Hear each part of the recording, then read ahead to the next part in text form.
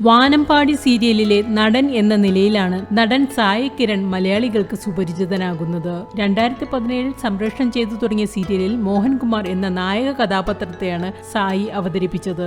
ഏഷ്യാനെറ്റിൽ തന്നെ സംപ്രേഷണം ചെയ്തിരുന്ന മൗനരാഗം എന്ന സീരിയലിലും നടൻ അഭിനയിച്ചു.